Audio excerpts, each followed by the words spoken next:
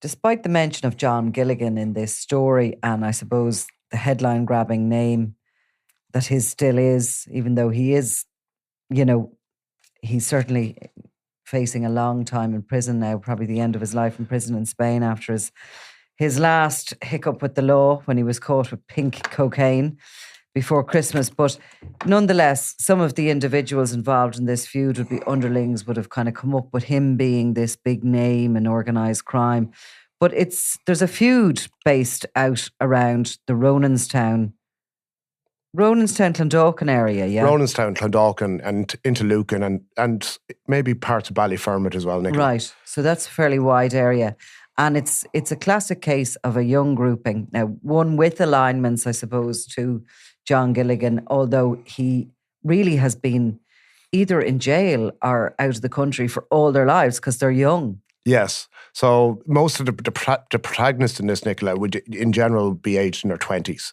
But there's also juveniles as well. And then there is some older individuals. But there's a core of, it's thought to be over 50 criminals in these particular suburbs that are involved in this feud. Now, it's a feud that I suppose hasn't got huge media attention. But that's despite the fact that not a week goes by without a very serious incident. And there has been innocent families burnt out of their homes in the Roninstown area as part of this. And also some not so innocent families. There's been multiple shootings, huge amounts of vandalism, some very serious assaults. And it's a miracle, really, that we haven't been covering a murder as such in relation to this feud. As of yet, which is usually the way these things build, don't they? So what happened when this group of up to 50 or how many was the core fell out, or what was the big... It's not overly clear what exactly happened, but there is... sources have alluded to it. The fact that all of these at one stage were all mates, associates. And there was a brawl maybe 7 years ago in a car park in the locality, which led to people essentially taking sides. And that was the start of it. I suppose, like everything with these criminal feuds that we cover, the issue of drugs is always a major part of it as well. So and they would have probably been about between 13 and sort of 16 at the time of this brawl. Well, maybe slightly older. Slightly older? Yeah. And were they already involved in drug dealing? They were street dealers, were they? Yes, in the main. And was it a kind of anything to do with money? Anything to do with turf? Anything to do with those sort of things? Or was it probably a little personal slight? I think it's more a personal issue, but then obviously, like everything, turf comes in. Drug turf does come into it. They start to kind of line up on either side and they look for control of the area and the money. That's it. Yeah. And there's plenty of money to be made, as you know. In the particular in localities, crack cocaine would be a big problem. For example, it would traditionally be a place where there's serious problems with heroin, and that's notwithstanding, obviously, so-called recreational drugs like regular cocaine or cannabis are also being sold. Of course, like with heroin and crack, they're like most users are addicts. They're not choosing to recreationally use it, so they're there looking for supply 24/7. Yes, that's the thing. So the cocaine can come in maybe at weekends for certain people with lifestyles, or there are plenty of people using it on a day-to-day basis as well. But you've got those areas where you have heroin, crack as the kind of the base. That's the bread and butter, isn't it? Yes. And then the cocaine can be the boom. Exactly. And you have people travelling, even the likes of the city centre, out to these suburbs as well in relation to get their drugs on occasion too. Yeah. And was there some situation that there was people coming up on the trains? Is it into the Lucan area from the country to buy crack? Yes, yeah. And some of the individuals involved in this feud would be controlling that aspect of the drugs trade as well. People were travelling from the likes of the Midlands and further afield to get their drugs and travel back. And has that, I'm asking questions that we haven't sort of agreed to, but I was just wondering as we're talking about it, has there sort of been that county lines thing with crack cocaine? Is it available, do you think, now in the Midlands and places? Oh, it would be, Small amounts? It would be, Nicola, yeah. Yeah. But some of these guys that are getting that are travelling up here to get it are obviously going back and selling it in these towns like Portlaoise, Carlow, places like that, Yeah.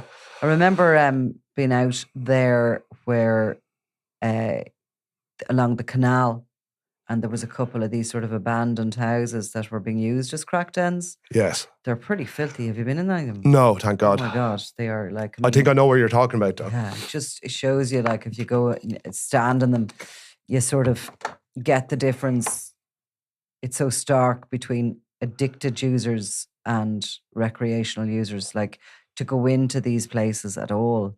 And then, of course, we have loads of reports in those areas and other areas of, gangs cuckooing houses and taking sort of control of homes where there's vulnerable adults in, and using the houses as sales points for that. And that is definitely a point. There's a lot of that. There is examples of that in this particular locality as well, with the criminals as well. They have taken advantage of vulnerable people. And who's supplying the main suppliers of the crack and the heroin in those areas? The family? Well, you'd have to imagine, like everything at the moment, it goes back to the family gang. Yeah. And it is actually their locality as well, even though they're not participating in this feud. They've got too big for that sort of thing, and they are actually always very anti-violence, aren't they? They try and keep their head. I don't know. I've read that and I've heard that, but this thing about them being anti-violence, I don't particularly agree with it. I know their murder count is very small. They avoid feuds, though. Yeah, they avoid involvement in that. They're very businesslike, I think, or certainly they've become that in more recent years.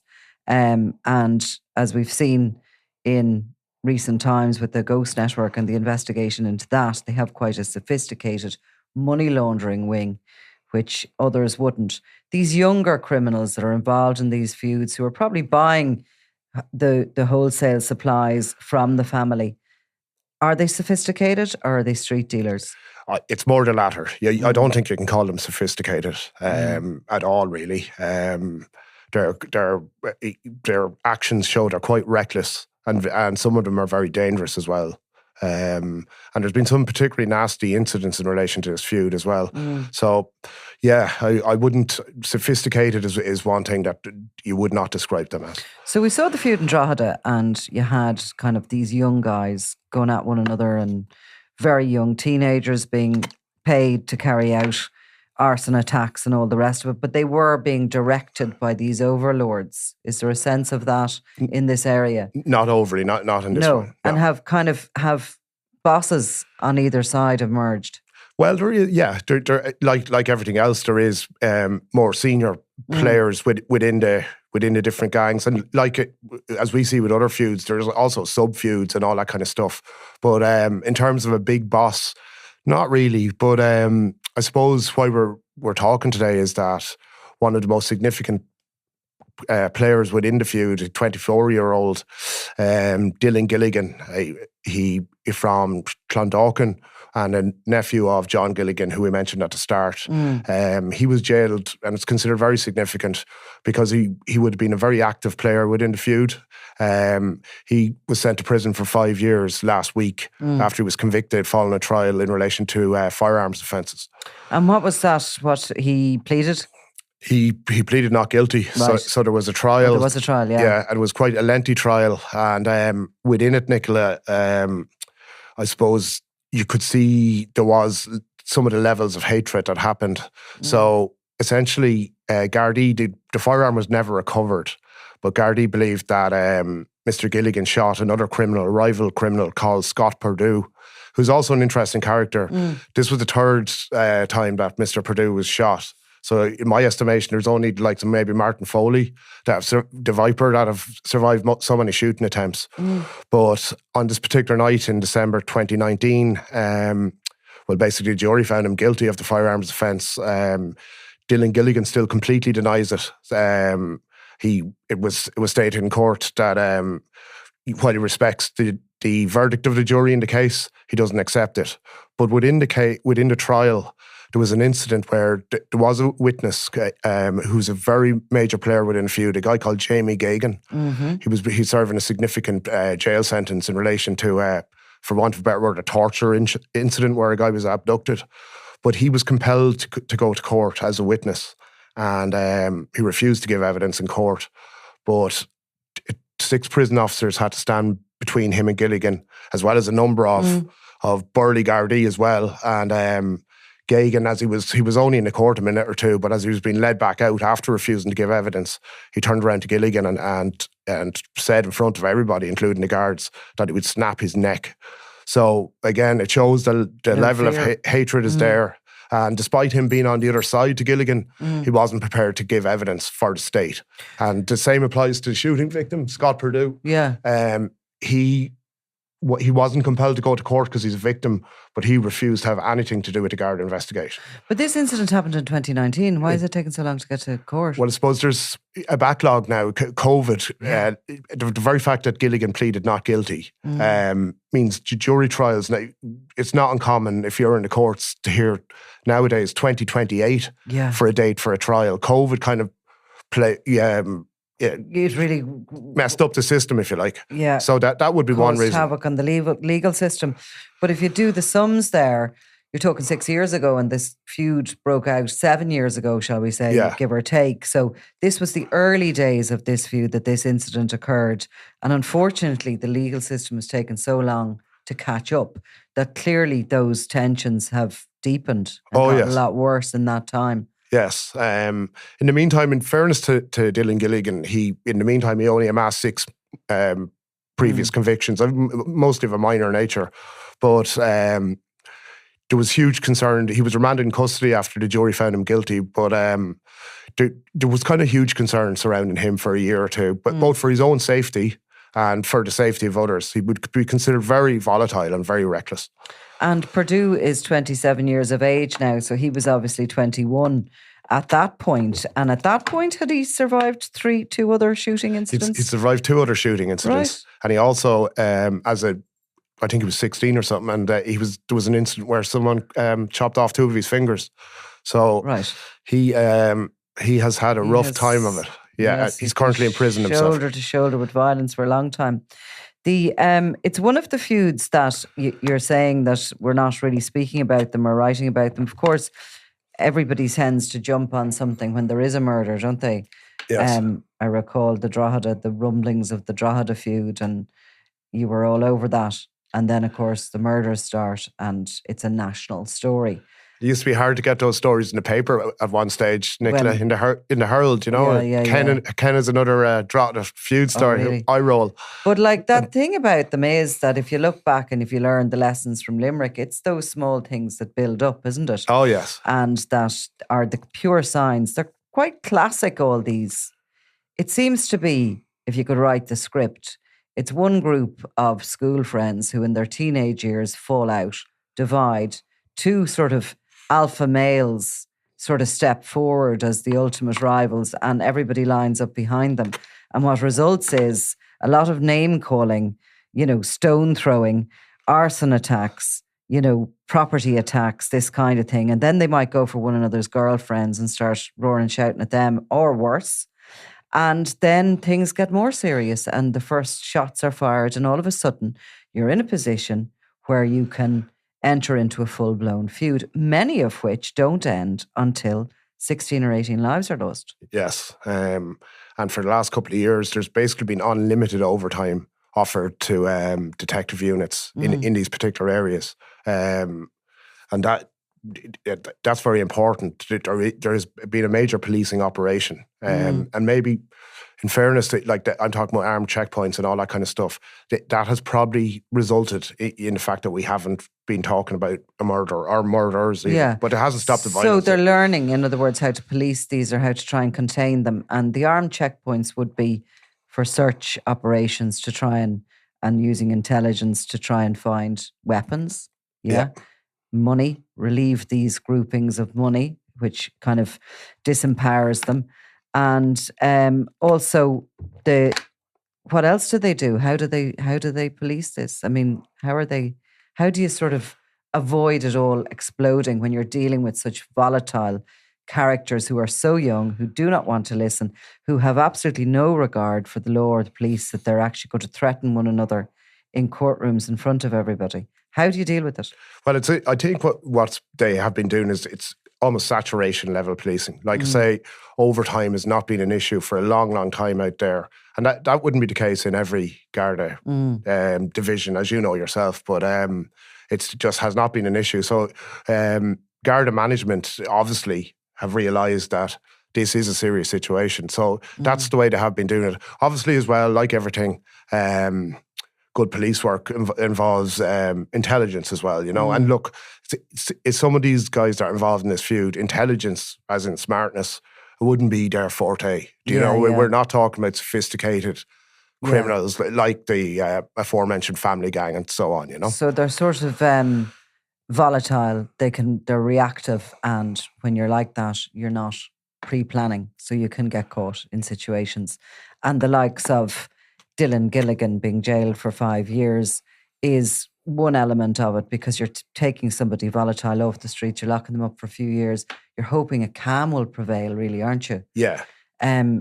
But like, it must cost a fortune in the policing. You talk about this sort of never-ending overtime, because it's not the only part of the city that there's feuding.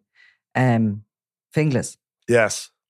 And Blanchardstown, which has, you know, you don't like to ever say, you touch wood, it has calmed. There are certain individuals that, I suppose, that sort of saturation policing has hopefully worked somewhat there, in that key individuals are removed from the streets at the moment. So there is a sense of, it's certainly calmer than it was definitely some months ago. There's well over a dozen main players in the Blanchardstown feud who are locked up now. Yeah. Obviously, Blanchardstown is right beside Fingless, and they're often interlinked. And what's happening in Fingless? Well, we've often talked about Fingless. There's another major feud brewing there. It seems to be it's a dispute really about street level turf, particularly in terms of crack cocaine dealing. So whereas we've seen the Mr. Flashy, Glenn Ward and his brother, Mr. O'Driscoll, being handed recently the jail sentence for firearms offences, a key associate of theirs has kind of took over now, that gang, and he's clashing now with younger criminals and it's all about really the street level dealing. And there's been a number of shooting incidences and again, arson attacks. But we had the unprecedented situation of this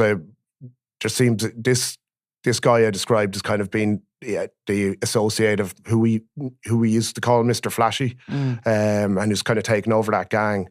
He's suspected of masterminding. One was a criminal damage by fire incident at a house of a youngster, but who has family links to the Hutch gang actually. But at the same time, an unprecedented thing happened. The guards were saying they'd never seen this before, and that's where a drone with a viable pipe bomb and detonator attached to it was dispatched to. It was Gardaí are certain the intended target was a teenager who's fighting with this individual, but the drone didn't land where it meant to, and it landed in the front garden of an innocent man who was able to kind of remove it, and the guards were called, and there was a major evacuation incident happened. What damage does a pipe bomb do if it lands in your front garden? Well, it didn't explode. Yeah, if it blows out your windows. It could. Or if you set fire to your house. It could. A kid could grab it. Yeah, you wouldn't know. The house it landed at, the family were completely innocent. It just, I suppose, it's good luck that it was described to me as guttering what the individual used to kind of remove it from the front garden. Right. And then the guards were called to the scene, and of course the army came and was declared viable and very lethal, and it obviously can kill you. Never mind blowing out windows. So they carried out controlled explosion. So that's the first time I think that's ever happened in Ireland. Never heard of that before, no. And yet it just sounds like it's a tool of modern warfare, isn't it? Drones. I mean, we see it with Russia and Ukraine, obviously. Yes. So you bring it down to the street level, and you can see why it would be very useful to gangs who want to, you can either hire a 16-year-old to throw a pipe bomb through a window, or you can get a drone to fly it. And we're seeing it's a huge problem within the prison system, Nicola. In some cases, the drones, and it's containing drugs mainly, but sometimes weapons as well, can be delivered right to the exact location in a prison, and someone is waiting to get that package. And there's a big fear within the actual prison system that an actual handgun. I was just going to say that. Yeah. I mean, you can fly anything with these drones, obviously. So if you can get drugs in, yeah, the same principle. What's to stop it being a handgun? And there's a major fear within among senior staff. Yeah. That a handgun or other similar weapon might get into the prison system or into the jail and all that involves. So, and if you were flying a drone, say I wanted to deliver something by drone, is there some way that it can always be traced back to me, that your geographical location of where you're flying it from would be? Is that a danger? Are you going to get caught? Like if you deliver a gun on a drone, do you just get rid of the handset? And I imagine so. Yeah. Yeah.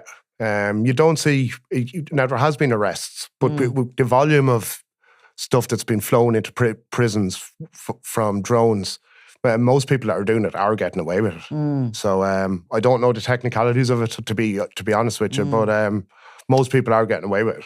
I was in a kind of a sort of factory place in Ukraine before Christmas where they were making them. Soldiers injured on the front line, they were using them to make, but you can make them quite easily. Yeah. With the components, you don't actually have to leave a trace of yourself buying it on Amazon or going into a shop to buy it. This is drones. Drones, yeah. But pipe bombs as well can be made very easily. Well, of course, because pipe bombs aren't legal. Drones are. You can buy them legally, which leave a trace for you, but they can also make them if they buy the components for them very easily. You don't seem to need to be trained. So they are absolutely, I mean, how do you police that within the prison? I mean, the netting, they've already worked out how to burn their way through it. Yeah, so they're just... Yeah, you always have to be one step ahead. They are involved in it. They work closely with the garda. And actually, ironically, this area we're talking about, where this feud is in West Dublin, two of the biggest prisons in Ireland are out there too. Wheatfield, where Mr. Gilligan is actually incarcerated. That's near his home, and Clover Hill Prison. Yeah. So the Irish Prison Service and the guards in that locality have an ongoing operation. And there has been, in terms of stopping drug supply into the prisons. And there has been some very significant arrests in relation to that. Is crack cocaine taken over from heroin? It's obviously heroin. Well, I mean, they talk about that, it's going to dry up the supply of it in Afghanistan. Since the Taliban initially took over, they've been talking about that. But crack cocaine is a similar kind of a product, isn't it? I mean, I'm sure there's people who would prefer heroin, but it seems to be the drug of choice, cheaper than, and for polydrug users. Yeah, well, for want of a better word, compared to heroin, crack cocaine would be a stimulant. Yeah. So it can make people very dangerous as well, and very unpredictable. I mean, obviously the big crack epidemic of the States and New York in the 1980s, there was all those terrifying photographs of users and how they physically changed, and their teeth and all the rest of it, and their gums. It's like as if it sort of slipped into the drug chain here without too much of an ado. It took a while. I remember, say, back in the early days working in the Herald, if there was a crack cocaine seizure, that almost would certainly be a very prominent story, about possibly a front page one. It was just very unusual. It was national news. There was crack cocaine found in the country. Yeah, now it's not, and it's in it's in so many rural towns as well. Yeah. So it's grown a lot in the last 10 years. And cheap as chips, essentially. Yeah. So what is your sort of predictions on it, and what are the fears of these two feuds really that are ongoing? Well, I think both of them, we are going to be talking about them again. Fingless, the last thing we were talking about there, shooting incidents that are kind of just going unreported. Like the build up to the drone incidents involved a couple of gun attacks as well. Yeah. That happened at the weekend. Now, it was more discharge of firearms than attempts to shoot somebody, but shots are being fired in broad daylight. Then we had this. So the word, as of last night, was the target of that drone incident. He was in hiding, but the fear was he was kind of plotting his next move. Whereas the issue out in the other side of West Dublin, the Roninstown one, there's no signs of that abating. Now, again, like in Blanchardstown, some of the main players, including Mr. Gilligan and the couple I mentioned there from his victim and Mr. Jamie Gagan, and a number of other main players are in prison, but it hasn't stopped the shootings. And in fact, there's a big Garda ongoing investigation in relation to one individual who was recently arrested, who's suspected of ordering a number of feud-related attacks from Mountjoy Prison. Oh, it's not easy. Okay, Ken Foy, for the moment, thank you very much. Thanks, Nicola. I'm Nicola Tallant, and you're watching Crime World, a podcast about criminals, drugs, and the underworld in Ireland and across the globe. Make sure you subscribe to our channel and turn on notifications so you can be the first to watch all our latest episodes. You can also listen wherever you get your podcasts.